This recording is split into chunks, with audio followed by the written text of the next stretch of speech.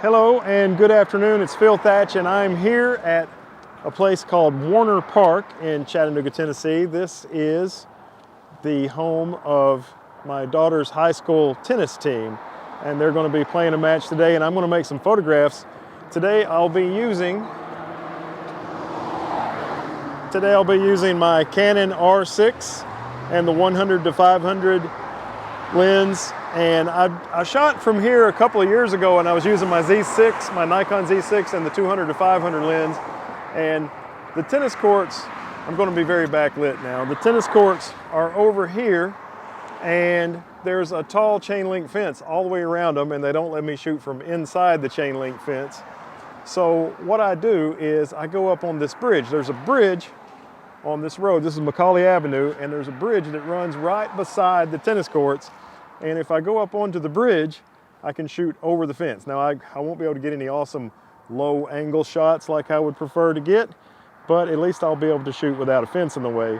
So I'm excited about trying out the R6 and the 100 to 500 for long distance tennis photography. All right, here are the photos from tennis.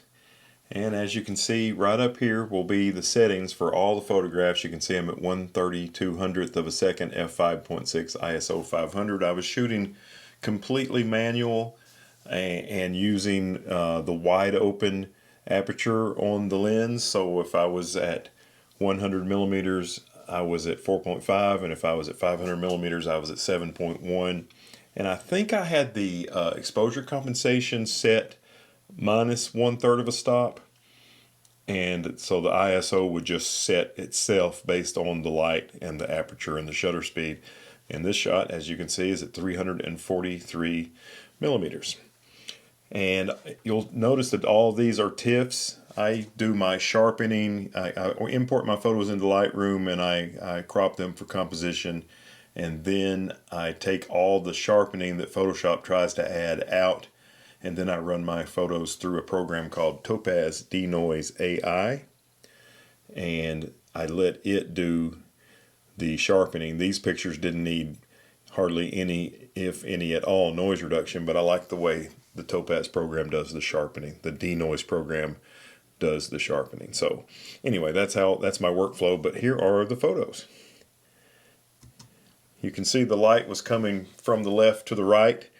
So I tried to stay to the left so I could have good sun angle on the players, and I used the tracking eye detect, face detect, autofocus for all of these. If I had used one of my Nikon cameras, I definitely would have switched to single point or possibly wide area small, something like that, but I was able to keep it in the tracking and face detect autofocus for all of these pictures.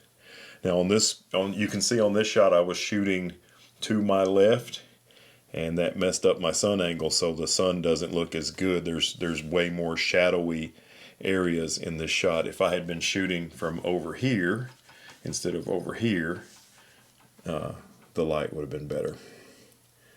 By this time I had moved. See, this shot I'm standing in the wrong place, this shot I'm standing in the right place. So try to keep the sun at your back when you're doing sports or wildlife photography, if possible. You know, this lens is slow, 7.1 when you're at 500 millimeters. This shot's at 5.6, but I had plenty of light, so that wasn't a problem at all. I haven't done a whole lot of extreme low light photography with this lens, or I also have the 800 f11, and I haven't done a lot of extreme low light with it. This is kind of the star of the team. I only photographed the doubles. I didn't do any singles photography, so I never got to get a photograph of her serving, because every time she served, they were on the near side of the court, and all my photos are of the far side of the court, so I can catch them looking at me instead of being behind them. But I think the camera did really great. You know, the lighting situation made things a lot easier, but man, the focus was just right there. And I wasn't even on the fastest drive mode. I was using mechanical shutter, and I wasn't even using the fastest drive mode with the mechanical shutter. I like the expressions of this player as she was playing. She was really fun to watch. She gave it her all for sure. All of them did. Funny thing that we're going tomorrow. This is at Warner Park, and the Chattanooga Zoo is at Warner Park, and we're going there tomorrow to do photography at the zoo. So that'll be fun. I like this sequence. This is 2 shots in a row right here. That's a pretty cool shot. You know, of course, I would have liked to have been at a low angle, like I mentioned in the video clip before these photos, but that's just not possible on that court. I do softball photography through a chain link fence, but when I had the option to not shoot through a fence so I could move around, and I decided I'd rather shoot from up high than down low through a fence.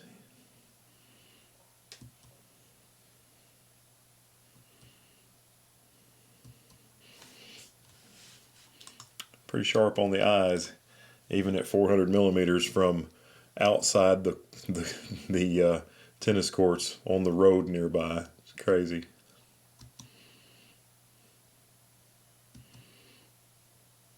These photos didn't need to be edited much. I backed the highlights down just a little bit. Occasionally I would boost shadows, not much. I think I left the vibrance and the saturation right at 0 on all these. The biggest thing was just a little bit of pulling the highlights out was about all they needed. I like the colors out of the camera too.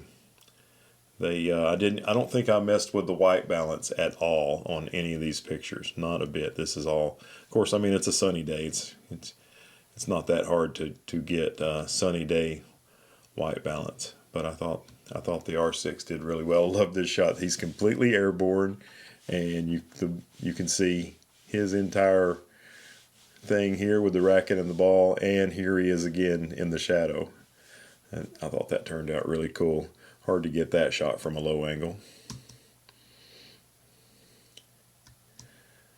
All right, so that is all of them. That's the 40 that I selected and decided to share with you. So thanks for watching this first attempt at sports photography with my new Canon R6 and my new RF 100 to 500 f 4.5 to 7.1 L, my first L lens, ISUSM.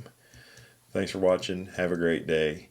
And as always, I look forward to seeing you in the next one. Bye-bye.